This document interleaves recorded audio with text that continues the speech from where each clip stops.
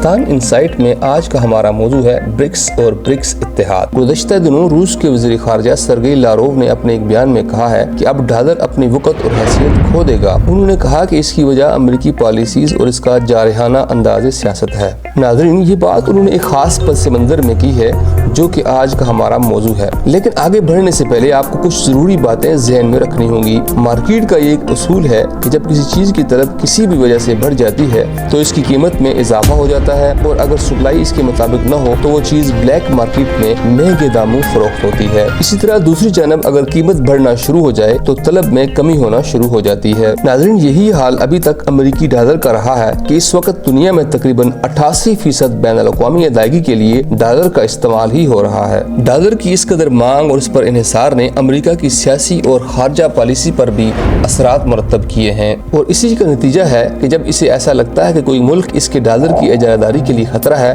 تو اسے مٹانے کے درپے ہو جاتا ہے۔ اس کی مثال عراق اور لیبیا کی تباہی ہے، جہاں ان ممالک نے طے کیا کہ وہ اپنے تیل کو سونے یا یورو میں فروخت کریں گے اور ڈالر کو ترک کر دیں گے، تو وہاں وسیع پیمانے پر تباہی پھیلانے والے ہتھیاروں اور کیمیائی ہتھیاروں کا بہانہ کر کے سلامتی کونسل کی مخالفت کے باوجود انہیں تباہ کر دیا گیا اور لاکھوں جانیں ختم کر دی گئیں، اور 7 سال مسلسل جنگ اور تباہی کے بعد صرف اتنا کہا گیا کہ ہم معذرت خواہ ہیں کہ ہمیں اطلاع غلط تھی۔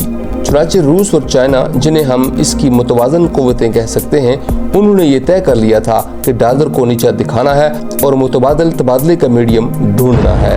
2001 کے اوائل میں روسی ماہر معاشیات جم اونیل نے گلوبل معیشت کا ماڈل پیش کیا۔ اس ماڈل کو اپنانے کے لیے ابتدا میں 4 ممالک برازیل، رشیا، انڈیا اور چائنا اکٹھے ہو گئے، اور اس ماڈل میں ایک خاص بات یہ تھی کہ اس میں ایک مشترکہ کرنسی برکس کا تصور بھی پیش کیا گیا، تاکہ اس مشترکہ کرنسی کے ذریعے کراس دی بارڈر ادائیگیوں کے لیے تمام ممالک اس کرنسی کو استعمال کریں۔ کیونکہ شروع میں برازیل، روس، انڈیا اور چائنا نے اس ماڈل کو قبول کرتے ہوئے اس میں شمولیت اختیار کی تھی، اور 2010 میں ساؤتھ افریقہ بھی اس بلاک میں شامل ہو گیا۔ ابھی جو اصطلاح برکس ہم دیکھ رہے ہیں وہ انہی 5 ممالک کا اتحاد ہے۔ یہ 5 ممالک دنیا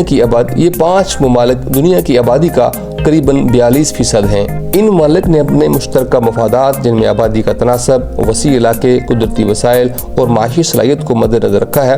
یہ ممالک دنیا میں کل GDP کا ایک بڑا حصہ بناتے ہیں۔ 2006 میں برکس ممالک کی پہلی سربراہی کانفرنس ہوتی ہے، جس میں ان تمام چیلنجز اور مواقع کا جائزہ لیا گیا جو ان ممالک کو درپیش تھے۔ انہوں نے اقتصادی تعلقات کو مضبوط بنانے، مختلف شعبوں میں تعاون بڑھانے، تجارت، سرمایہ کاری، فنی و تکنیکی تبادلوں اور سفارتی تعاون کو آسان بنانے کے لیے باقاعدہ پلیٹ فارم تشکیل دے دیا، اور باہم تجارت کے لیے تبادلے کے طور پر برکس کرنسی کو سامنے لانے پر غور کیا۔ برکس کرنسی کو ہی سامنے لانے پر اتفاق کیا، جسے ہم کہہ سکتے ہیں کہ اسے ڈالر کے مقابلے میں اسے لانچ کیا جائے گا، جس سے ڈالر کا اثر و رسوخ بالآخر محدود ہو جائے گا۔ ناظرین، یہ ڈالر کے لیے یورو کے بعد دوسرا جھٹکا ہے۔ یورو چونکہ محدود رہا اور کوئی مالیاتی ادارہ بھی تشکیل نہ پا سکا، جبکہ برکس ممالک نے NAB، نیو ڈیولپمنٹ بینک اور Asian infrastructure bank AIIB، IMF اور ورلڈ بینک کے متبادل کے طور پر قائم کیے۔ اس وقت حال ہی ہو گیا ہے کہ 30 سے زائد ممالک اس کی ممبرشپ کے لیے کوشاں ہیں،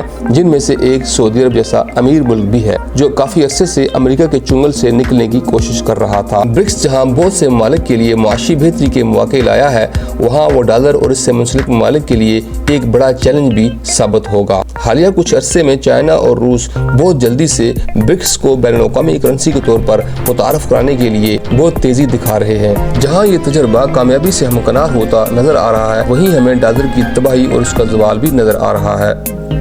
اسی طرح ہمیں امید ہے کہ پاکستان بھی اپنی تباہ حال معیشت اور گرتی ہوئی روپے کی قدر کو مد نظر رکھتے ہوئے اس اتحاد کا حصہ ضرور بنے گا، کیونکہ جہاں بڑی عالمی معاشی قوتیں اس بلاک میں شامل ہونے کی خواہاں ہیں، وہاں پاکستان جیسے ملک کے لیے اس کے علاوہ کوئی اور بہتر اور متبادل پلیٹ فارم نہیں ہے۔